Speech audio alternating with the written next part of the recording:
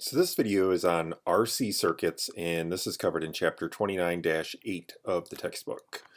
All right, so what's an RC circuit? So an RC circuit is just a circuit that has an EMF device, a resistor, and a capacitor.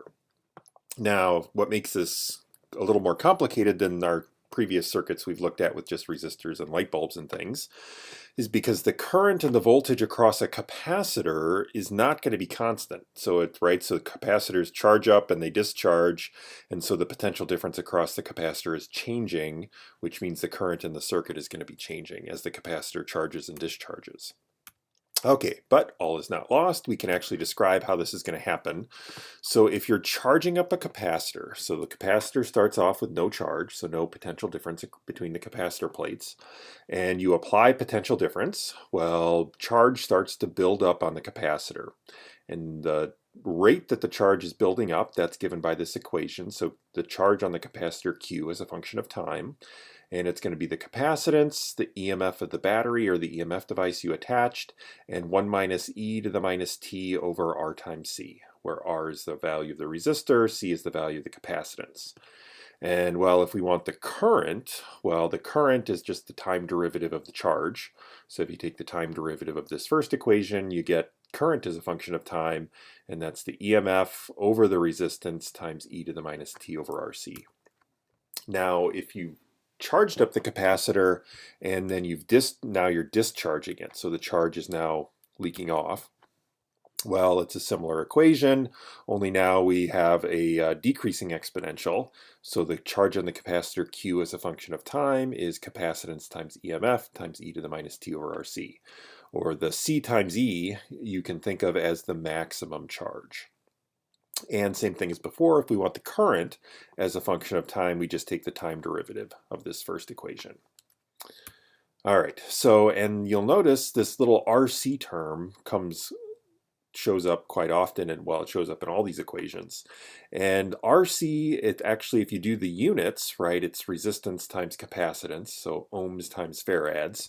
And if you work out what an ohm times a farad is, it's actually a second.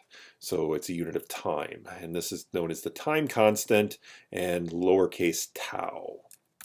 So, and what the time constant means, well, it's related to this little factor E. So the time constant is the time for a charging capacitor to reach 63% of the maximum charge, or for a discharging capacitor to lose 63% of the initial charge. And that just comes from, well, if you plug in, if your T here happens to be equal to R times C, well, you get minus RC over RC, so it's just e to the minus 1. And e to the minus 1 is this 0.63. All right, so, and this is what, if you graph these, this is what they look like. So on the left, so here we have a capacitor that's charging, so the current is increasing to some maximum value, Q max, and it increases exponentially, and again, so when you hit 63% of the maximum, that occurs at the time equal to the time constant, RC. And then the current is, well, now as the charge is building up, so the current is actually going down. So the current is exponentially decreasing. Now a discharging capacitor looks like the plots on the bottom. So the charge is on the left here, so you start off at some maximum charge. Now if your capacitor is discharging, it exponentially decreases down to 0.